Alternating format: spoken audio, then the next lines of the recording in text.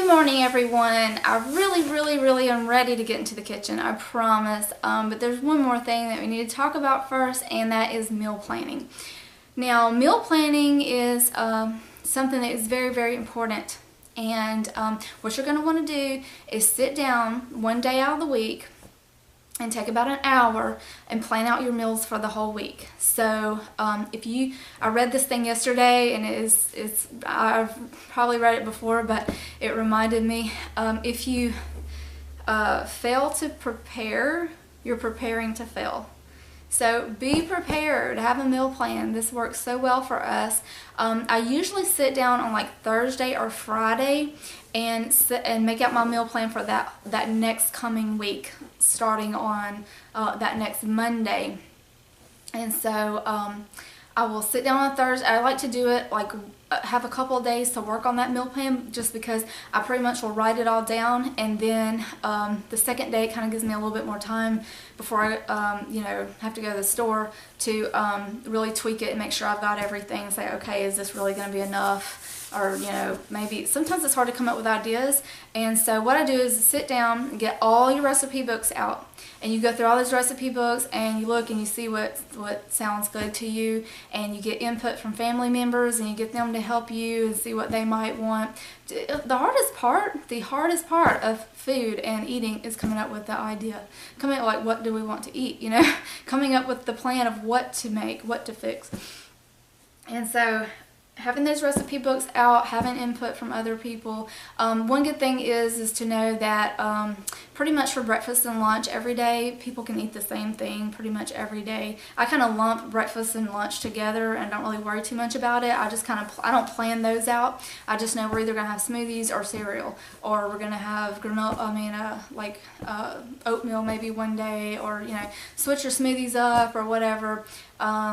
And then I'll do one special day a week, like Sunday mornings when I don't have to rush out anywhere. I'll make that day as a day that we get up and we have like a special breakfast where I'll actually make like pancakes, or I'll make potatoes and gravy, or breakfast burritos, or just, French toast, or something just really different that we don't get every day of the week whenever we're rushing off places. So, that's breakfast, so that's pretty much taken care of, because I have a whole smoothie station, and I'll show that to you, where I have everything already cut up and ready to go, or bags of fruit ready to go, and bags of greens, and different things like that. So that's usually, just goes down on the grocery list. You always check everything first. That's another thing. Before you sit down to do your meal planning with your recipe books, go ahead and look and see what you have in stock. See what's in your inventory. Go ahead and look through your pantry and your freezer and see what you have already, and just kind of work from that. So if you have brown rice and you have beans and whatever, just go ahead and work from what you have, instead of buying more food. So that's a good place to start, is to look at what you already have. And then for dinner, most of families can go through, really only cycle through about 10 different meals, believe it or not, throughout the month. And we really just change it up and vary it, in different ways to see, what it's almost all the same thing. We're just doing variations of it. So, you might have Chinese one night. One night you might have Italian, Mexican one night. You might have a deep southern home cooking of beans and greens and cornbread one night. Just the different, cuisines or whatever. So just kind of think in those terms. Or you could do soup and sandwich. I usually have at least one night that is just a soup night, And my kind of cooking, because I don't like to really cook, and I've never thought of myself as a cook. And that's why raw food that's why I really like smoothies and stuff like that. And there's a whole lot less cleanup when you don't really have to cook. And my favorite way to cook is just one big pot. Just one big thing. And really that's the way I've kind of went to now. It's just doing one big thing and making a lot of it. Like if it's a huge pot of spaghetti sauce, and then you just make your noodles to go with it, or a big pot of chili, or a big pot of soup, or one big casserole, and then I'll have side items as like salad or bread, or something like that, or fruit, on the side, or something. I'm not having to cook like everything. Used to, I'd make like this centerpiece, the main course, like a casserole, or I don't know, a piece of meat or something, then we'd have like all these side items. I never do that anymore. I never have like, you know, I used to when my kids were real little, I'd have like, you know, a pot of green beans and a pot of carrots and a pot of potatoes. I mean, all these pots and all these vegetables boiling in there, and I don't ever boil vegetables anymore. I always either saute them or I bake them or they're eaten raw. I mean, I just don't ever put them in a pot of boiling water. And one thing is when you put vegetables in boiling water, you boil out all the natural salt that's in them, and that's why you keep putting more salt in there. And all those vitamins and minerals are in the water. They're boiled out of the vegetable into the water, and then the natural salts that are in them are boiled out, and so that's why you keep putting more salt in there. And you're just missing all those vitamins and minerals. So I hardly ever put anything in boiling water. Didn't really realize that, you know, but that's not why. But I just started sauteing everything in olive oil and putting stuff in the oven to roast or whatever. So, you know, roasted cauliflower and broccoli is awesome with a little olive oil and salt and pepper. Potatoes are awesome like that. And anyway, so you can come up with a lot of good things, but you sit down with your recipe book, look at your inventory, go ahead and write down Monday through Sunday. I'll just go ahead and do it that way because my day to go to the grocery store is on Sunday. That's our shop and chop day, and that's our preparation day for the week. That's the day that we get everything ready for the rest of the week. So I'll go ahead and take us through Sunday on our meal planning list, and so I'll write down my meal plan for Monday through Sunday. Whatever day you decide to go to the grocery store on, then, you know, you would start your meal plan probably that next day or the day after or whatever. But so I sit down Thursday and Friday, get my meal plan together, and then Sunday morning we go to the store. Because Saturday's our day to rest, so we go to church and do all that. So on Sunday we get up, me and my husband's been going with me lately, which has been a huge help, and it's kind of like become a date for us, that he's been going with me, and he's kind of gotten into it. And so we'll go get our groceries, we'll come home, and we'll just chop up everything that we need and get everything prepared for the week. And I will do a video on that next. I want to do that so that you can see kind of what we do in the kitchen. And so what you'll do is once you get your meal plan out, from your recipe books you make your meal plan, and from your meal plan you make a grocery list. Okay, so you look at your inventory, see what you have, look through your recipe books, make out your meal plan. With your meal plan, make out your grocery list.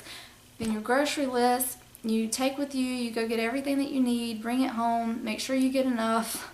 Don't skimp on anything, because it's going to feel like you're buying a lot, but then it's like, we need every bit of this. You know, this is what, a lot of times I'll make my grocery list and then I'll like skimp on something and be like, well, I really don't need that, like, because I don't feel like going over there to get it, or, you know, oh, I don't really need that. What did I have that on there for? This is a lot. And then I get home and I'm at the time where I need to make that recipe, and I'm like, ugh, why didn't I get that?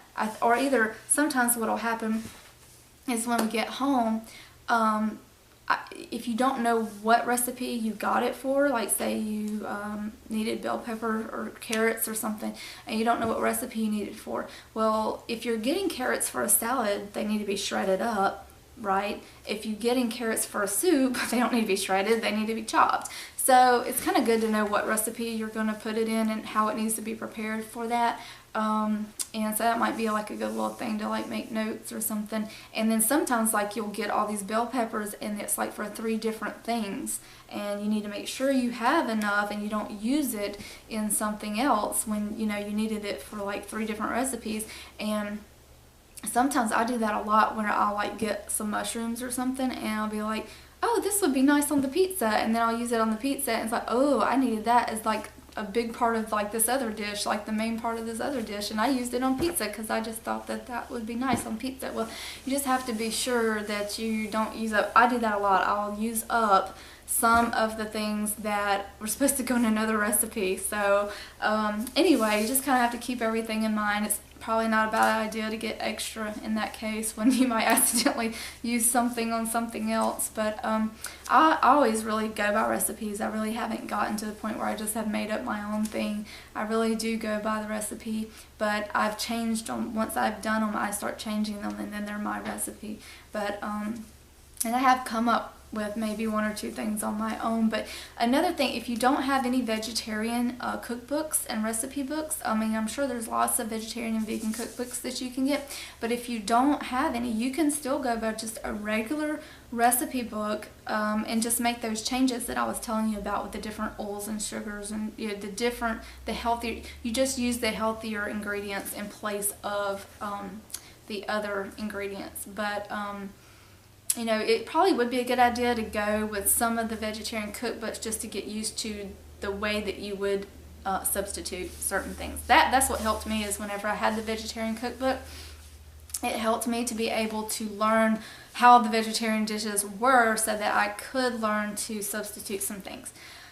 And talking about like substitutes and things like that, like with how I was talking about during the transition when you're having these you know, fake meats and foods and stuff, instead of doing these vegetarian dishes that nobody ever really knows what it is, I mean, there are some that are really good that we really do like, that are just pretty much a vegetarian thing. But what I really like to do, especially when we were first starting out, is just taking a regular recipe like spaghetti, and instead of putting meat, you just put something else in there instead of meat.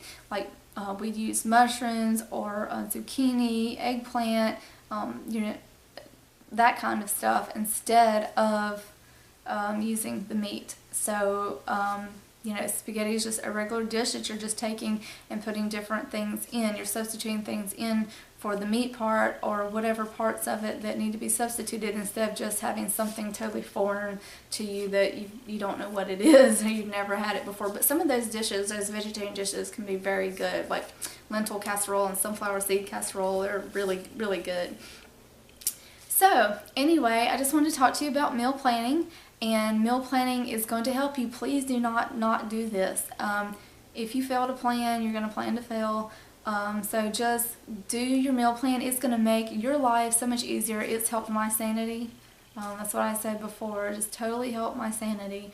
So I have a meal plan every week, and just work from that meal plan to get your groceries.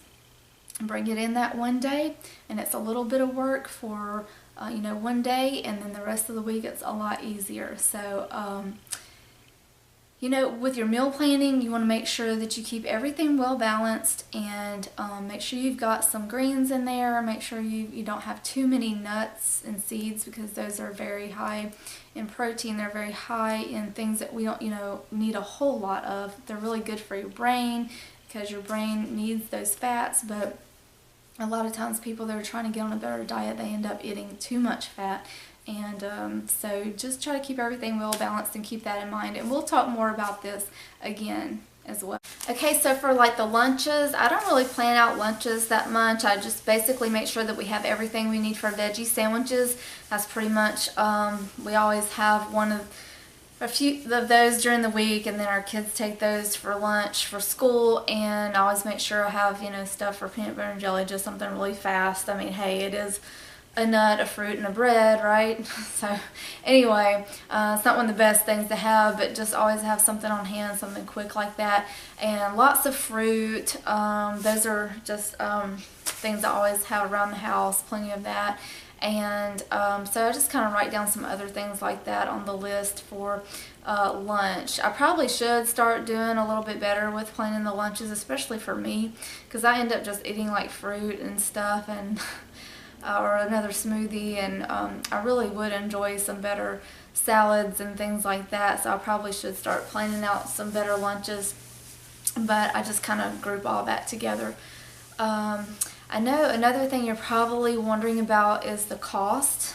Does it cost more to eat this way, to eat healthy?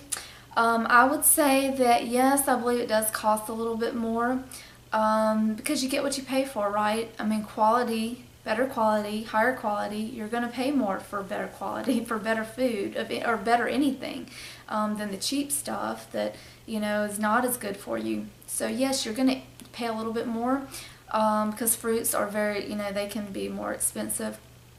But you're also kind of, since you're eliminating so many other things, all the junk food and stuff, and soda and chips and all this other stuff, that you're going to bypass aisles and aisles and aisles, of foods that you're not going to be eating. So it is going to kind of balance out a little bit, but I would still say you will end up spending a little bit more eating healthier, because fruit is not cheap, and high quality food is not cheap, and olive oil is not cheap, and coconut oil is not cheap, and honey's not really that cheap. It's certainly not as cheap as sugar. So yes, you're getting better quality, so you're going to spend a little bit more on it. Yeah, I probably spend about $200 to $300 a week, which is insanely more than I used to spend when the kids were little. Used to could go a whole month on $200. But we don't eat out hardly any, very much at all. Maybe once a month or once every other month. So, some weeks I'll get away with like $150, $200, and some weeks it's $350. It just depends on if I'm like stocking up on a bunch of stuff. So, it's not really that bad considering, what you're getting. And, the thing is, you might be spending a little bit more now on the front end, but you're not going to be spending it on the back end as you will, like right now, if you're buying a lot of cheap food and a lot of unhealthy food, and it's cheaper, but then later you're going to pay for it in doctor bills and prescriptions and surgeries and with your health and with your life. You don't want to pay for it that way. So pay for it a little bit extra now, and then you'll have, more vitality and more health and wellness and well-being, and more higher quality and value of life, and you won't be missing out on other things, and then you won't be paying all those doctor bills and taking all those drugs and things and having to put your body through those kind of things. So pay for it now on the front end just a little more to save you later in big ways. So thanks for watching, and check out my blog at www.destiny-dawn.blogspot.com, and you can email me at righttouchdetail@bellsouth.net. Thanks. Bye.